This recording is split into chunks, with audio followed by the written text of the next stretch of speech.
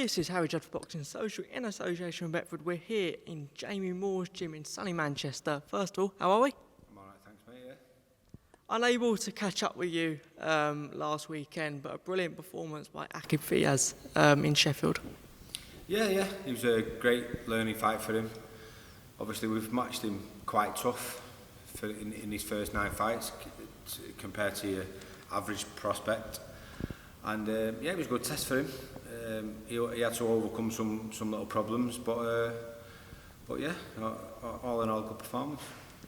A tremendous individual, not had the best of months, that's for sure. Showed a great strength of character. Yeah, he's had a tough time. Obviously, he lost his mum last year and damaged his hand, needed surgery. So a lot of time out of the ring, and obviously mentally, emotionally, a lot to deal with.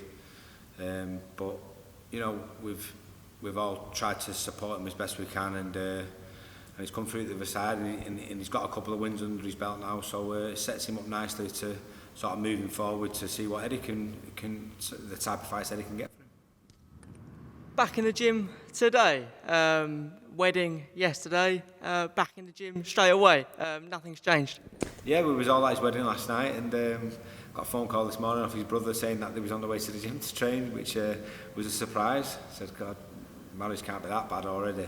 But no, he's a workhorse. He loves the gym. He loves the atmosphere, and you know, I love his family. We was at the wedding last night. They're just beautiful people, and it was a great celebration. So, well, yeah, it was a surprise this morning when he turned up. Where do you want to see him go next? Yeah, where do you see those fights for him? I think progression. My only want for him is for him to keep educating himself, keep learning. The reason, you know, I sat down with Steve Wood when he first turned pro, off the back of sparring Carl Frampton here, and I was saying to him, you know, we need to make sure we match him well, because if you feed him 10, 15 journeymen, he's going to go backwards. He's a really good kid, and you know, he can really do something if he's progressed right, and that's what we've done. We've made sure we've got him the right sort of matchups to give him the education what he needs to improve. So that's all I really want for him. I just want to make sure that he's in good fights where he learns from it. He's tested, so that when he does eventually step up to title level, you know, boxing for the British title, for instance, then he's ready. You know, he's more prepared than he would have been if he's bowled over 12, 15 journeymen. And also a very exciting fighter, comes forward, great in the pocket, showed a great performance in Sheffield. Yeah, he's got a little bit of everything. So he can box on the back foot. He can put pressure on you. His record doesn't suggest that he's a puncher, but he can, you know, he hits hard enough to get your attention. So yeah, like I say, just ticking boxes at the moment, just progression. That's the key thing is progression, and hopefully he'll get to where we think he can. Like I said, we're down in your gym. Great stable, great fighters obviously training here. One being Chantel Cameron. Latest news and reports, with the latest fight, to be honest.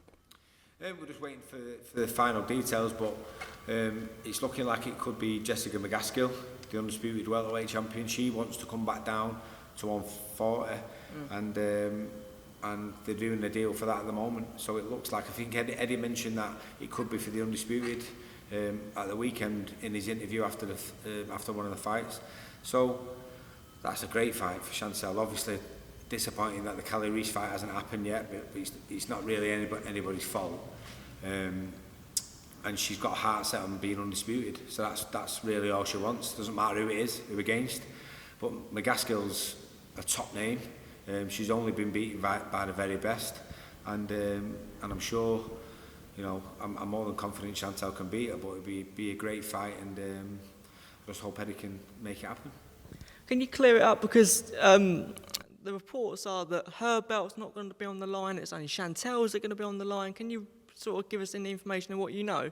Well, from what I can gather, she wants to come down in weight, and by coming down in weight, it means that he's not eligible to fight for all the belts, which obviously it would have been a nice scenario. I don't think it's ever happened actually, where, you know, an undisputed champion at a higher weight, has come down in weight and boxed a reigning world champion, but those titles was on the line above. You know, I suppose it could do technically because they've made the weight, because they're technically under the weight, but I really don't know the technicalities, but apparently it couldn't happen with all the belts on the line, but at least we can get undisputed by the sound of it.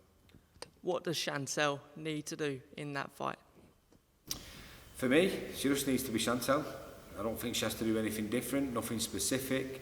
Like I say, I've always said that I believe Chantel can beat anybody in and around the division she's in, and McGaskill doesn't escape that statement. You know, as good as she is, as strong as she is, she can really hit. She's a real physical presence, but she still feels like she can get back down to 140 and be strong.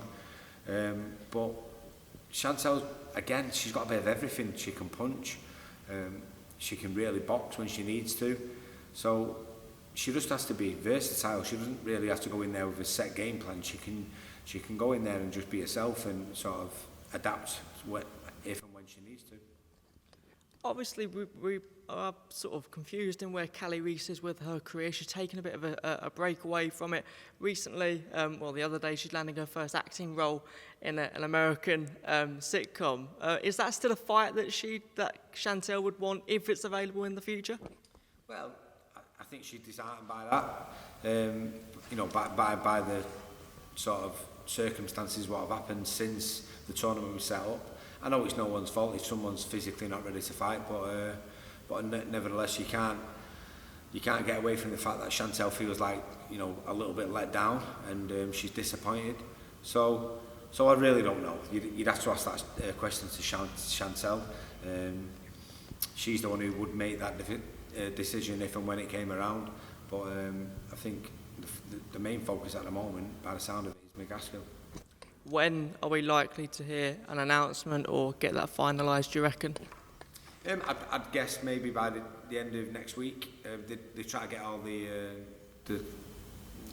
stuff in place to get it done, and obviously there's still a few little scenarios what need sorting out first regarding world titles and stuff like that. So, but I'd guess by the end of next week we should be a little bit clearer.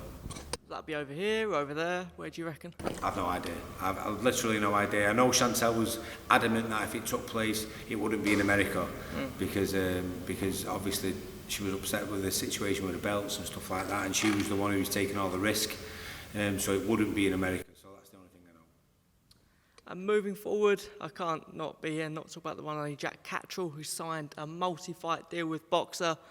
A great step forward for Jack. Well, yeah, I mean, it means that it's one step closer to the rematch with Josh Taylor.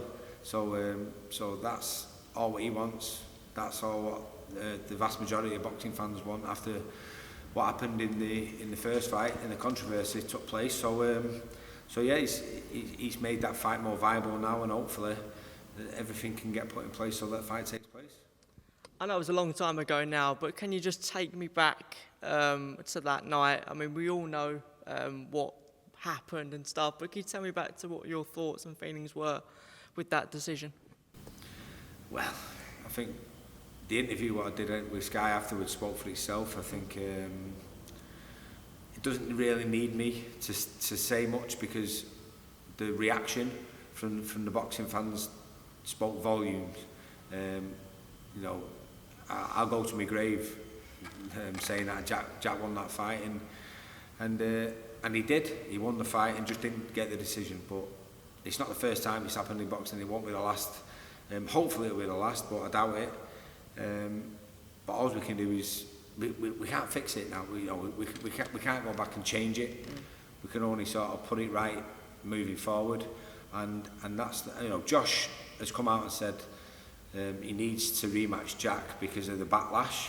So fair play to him. You know, he could have avoided it, he could have shied away from it, but he's not done. So the last time I saw it, he said the ball's in your court now, and then Jack's made the move to make sure that the fight can happen. So fingers crossed it all moves forward.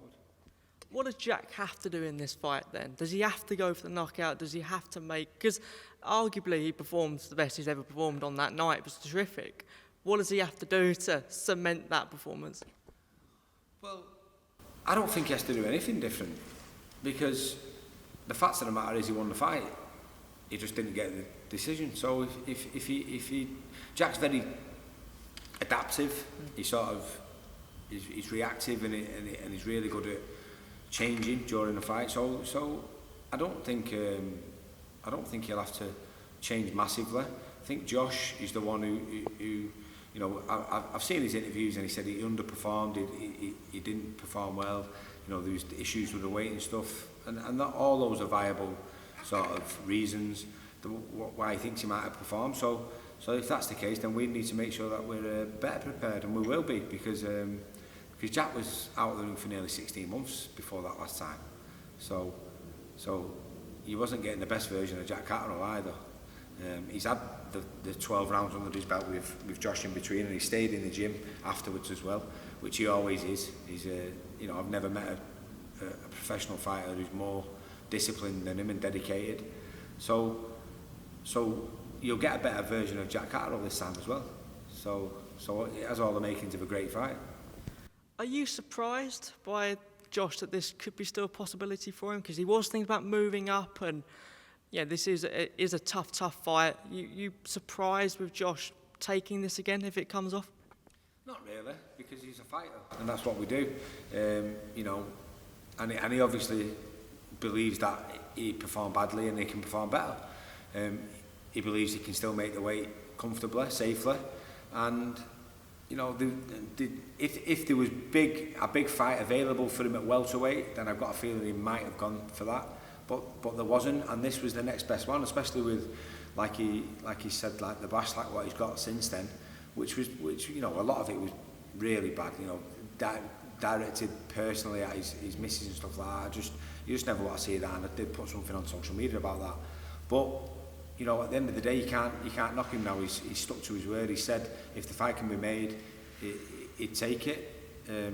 The ball's moving in that direction towards the fight being made, and you know, you can't say anything other than that. You mentioned the backlash. What did you think of the documentary, The Portrait of a Fighter? Have you seen it first of all? And if you haven't seen it at all? I haven't seen it, no, and you know, I'm sure it's a good documentary, but I literally haven't any idea about the content of it, so I can't comment on that. In terms of your prediction then, if they do get the fight that we all want, what's your prediction in that then? I think Jack wins, and I think, you know, Josh feels like he underperformed. I don't think that he understands how good Jack is. I think maybe he does. Maybe he doesn't want to give him any sort of credit at the moment, because they have been sort of back and forth with jibes and stuff. But Jack Catterall's a phenomenal fighter. I said it before the fight. I said it during the fight week. They said to me, "Why do you think Jack Catterall will come in this fight?" And I said, "Listen, I tell you what, just watch the fight, and then afterwards you'll understand why I've got so much confidence in Jack, because I know how good he is, and I know how good Josh Taylor is. So that's not me saying I think Jack Catterall can beat Josh because he's not a good fighter. He's a phenomenal fighter. I just believe that I've got a better fighter, and I think he proved that last time. And I just believe that he's just got to go and do what he does again, and he'll be victorious." Similar question again. When do you reckon we'll see an announcement? And if so, will it be back in Scotland, do you reckon, or will it be in, well, maybe Manchester in England? Well, I have no idea. I just get fed bits of information as and when it comes in. But Jack's saying it's sounding like it could be towards the end of November. And if it's in Scotland again, it's in Scotland again. We've been up there before. You know, there's no pressure on Jack going to Scotland. So if we have to go to Scotland again, we go to Scotland. I think maybe in a way, because of what happened last time, the judges will be under a little bit more scrutiny next time in Scotland. So it might even go in our favour if it's in Scotland. But if it's in London, if it's in Manchester, it doesn't really matter. It really doesn't matter, because the atmosphere was fantastic in Scotland last time, and wherever it is, the atmosphere will be brilliant. I just hope that the judges sort of read the right fight this time. Get your thoughts on a few other things within boxing. Obviously, yesterday with the announcement of Eubank Benn, just your thoughts on that fight in general. I love it. It's nostalgic for me because I grew up massive Nigel Benn fan. Sort of, I was 14 years old. I went to Benn-Eubank too at Old Trafford. So I love the fight. I think it's a win-win for Conor Benn because I think he's out of his weight category massively, and Eubank's fought at world level quite a few times, even at super middleweight. So he's given himself some big disadvantages, but if he loses the fight, he can always drop back down to welterweight and carry on his career, sort of aiming to win a world title in that weight category. So yeah, just for nostalgia alone, I like the fight. Who's favourite in that fight? Obviously, Conor's coming up, Eubank's coming down. We've had people saying that Eubank's the favourite, Conor's the favourite. What about who do you think? Well, it depends what weight it's at. Has anyone been told what weight it's at yet? We've been told it's, well, there's no official announcement. It could be 157, 156. We don't really know. Yeah, you see, if it's 156, 157, then you've got to be looking at... Eubank's never been down that light. Not from... I don't even... You'd have to go back through his record. I don't think he's been down there ever as a pro. So, that's a risk in itself. You've obviously got a lot of time in between the weigh-in and going back up. His dad used to do that. His dad was huge for a super middleweight. But and Conor Benn has got one-punch knockout power. The questions are: does he carry it up in weight? Can he dent Eubank's chin? Because Eubank's got a good chin. You've seen him in with George Groves, and he got hurt a little bit, but he took the majority of George Groves' punches, and he can really whack. So. I don't know. I'd probably say Eubank's got to be favourite. Natural size, experience at world level. But I wouldn't be surprised if Conor Benn could get him out of there. Next week, AJ Usyk. Again, just want to get your thoughts and prediction on how do you see that one going as well. I think AJ does better than last time. I think he's got a much better chance.